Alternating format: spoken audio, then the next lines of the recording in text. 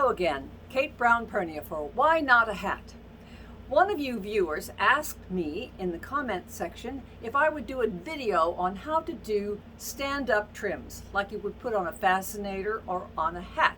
And that was a very good question, and let me say that there are a number of ways to do it, and some that you will probably invent yourself. But let's get started and I'll show you a few of your options. Let me focus the camera on the table. First, let me say, one of the easiest ways to do stand-up trims is to use something that's got a lot of stiffness in it already. For example, this is a decorative ribbon that you can get in any craft store, especially at Christmas time. There's lots of them. And what's wonderful about this type of ribbon is that it's pretty, but it also has a tiny little wire in each side of the ribbon, which means you can shape it in various ways, make all kinds of fancy bows, stitch them or wire them down, and you have a fancy trim to put on your hat, like that. Simple, right? Okay, so what if you have a trim? Well, before we go there, let me show you one other option of the similar stiff material type.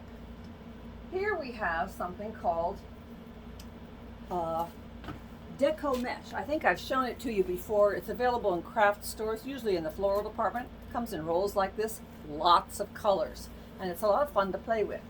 What we're going to do today is just do a quickie bow. I've cut a piece, I don't know, about 18 inches square, and I'm just going to scrunch up the ends. You could gather those with a thread, but I'm going to be lazy and just overlap them, pin them with one of my straight pins just to hold it for me like a third hand, and then grab it at the other side in the center, like that.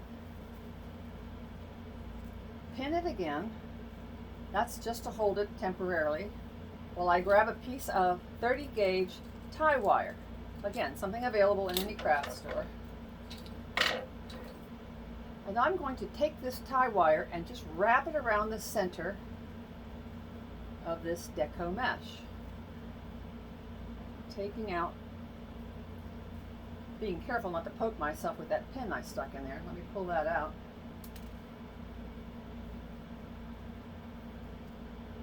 Try to pull it as tight as you can, because it's pretty tough.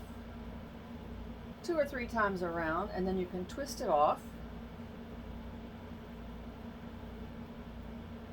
like this. Oops, I lost a little piece there, but I'll fix that when we go to do the center. And then use your paper scissors, not your good sewing scissors, to trim off the end of that wire and bend that in. Now I'm taking another small scrap of this Deco Mesh, and I'm just going to wrap it around that center. Let's see if I can get that little piece that I missed here, like this. Wrap it around.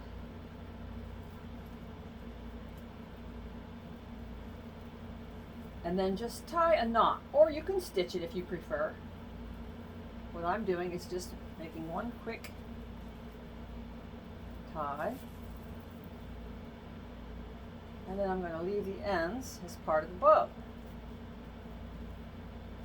Now you can take your hands and just fluff out those end pieces to make a very fluffy, dramatic bow.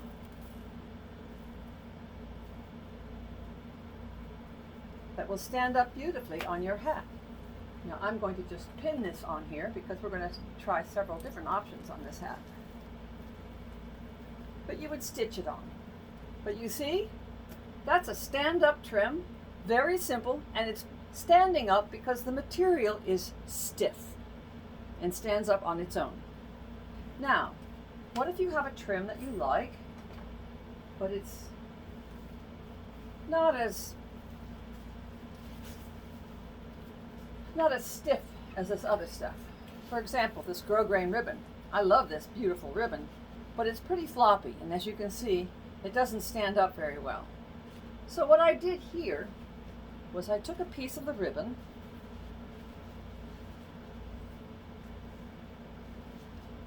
and I cut a thin piece of buckram and stitched it to the center of the ribbon on the wrong side to make it stand up. Works pretty well, don't you think? Again, it would just go on the hat and stand up nicely. Now you would possibly see the inside there, but I doubt that anybody would be looking at that.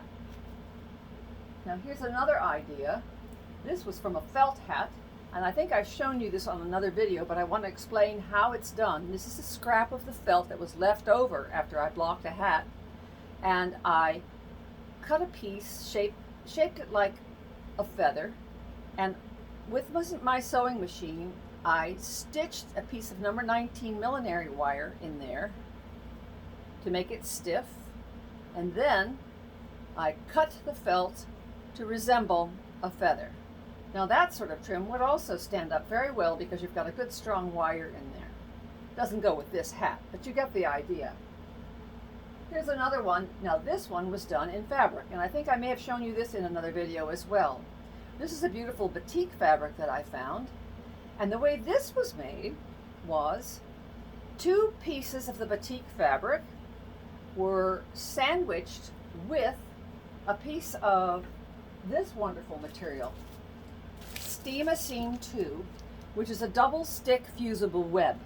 What I did was I cut a piece of the fusible web, sandwiched it between the 2 pieces of batik fabric, but before I put the top piece of batik on, I laid a number 21 millinery wire down the center, and then I pressed it, and it all stuck together nicely, and it stands up. Of course, then I had to cut the little fronds of the feather, and it works really well.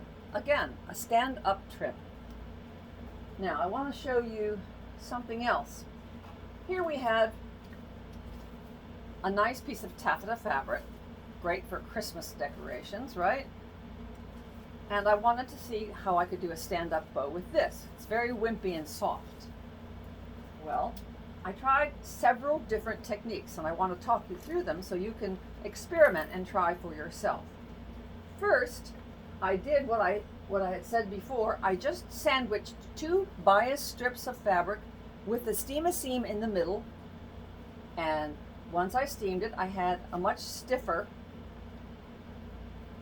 piece that I could turn into a bow. It's still pretty soft though, and I wasn't sure that that would hold up over time. So then I thought, well, what if I were to put a wire in there, like I did for the feather trim? So I did that. But what I ended up with was a very nice strong loop, but I have this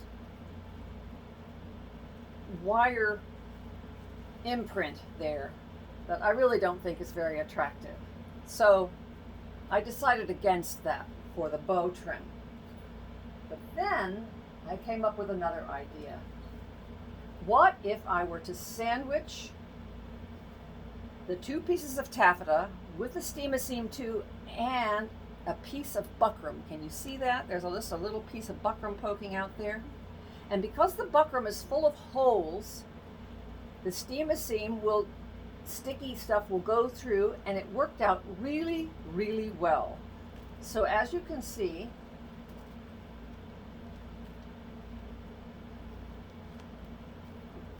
this technique would be great for a stand-up trim on a hat. Now, before we go, I want to show you one other thing. I always say that millinery is creative problem solving, because sometimes you just come up against something and it doesn't work the first time. For example, I showed you this hat in a prior video, and I had a nice piece of this beautiful ribbon folded on the top, but I thought it looked very flat and sort of sad looking instead of making a nice loopy bow or curled ribbon. So anyway, I decided I needed to put something on the inside of the ribbon so that it would curl nicely and stand up like that, you see? But I didn't have any black buckram like this to stitch to the ribbon. Well, I'll tell you one of my secrets. There's this great stuff that you can get in the craft store called Design Master Color Tool. This happens to be glossy black. It comes in lots and lots of colors. And what I did was I sliced a piece of buckram on the bias, and I took it outside, put a piece of newspaper down, and sprayed it on both sides. Dries very quickly. Voila! Black buckram. Now, in this case, I didn't want to use the steam-a-seam to press it onto the ribbon, because this is a beautiful and very expensive ribbon, and I didn't want to risk melting some of this beautiful stuff in the ribbon. So I stitched this one. And just before we go, I want to show you how I decided to stitch this. I stitched it by going all the way across to the opposite side and taking a tiny stitch so that the stitch doesn't show on the good side of the ribbon, but it's a big stitch on the wrong side. And then I switch back to the other side and take another tiny stitch like this, and one more over here, and we'll be done. And we'll knot it off.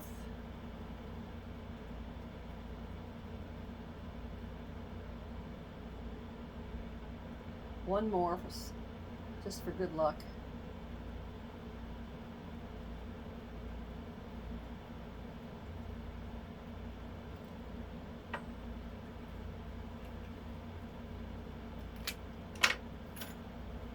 Now I have a ribbon that will curl in a lovely way and stand up.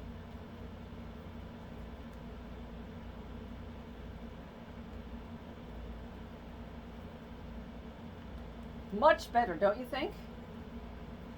So, have a go at it. Experiment. Try some fun things. And oh, by the way, before I go, this works on straw too. You can color straw with this. So why not a hat?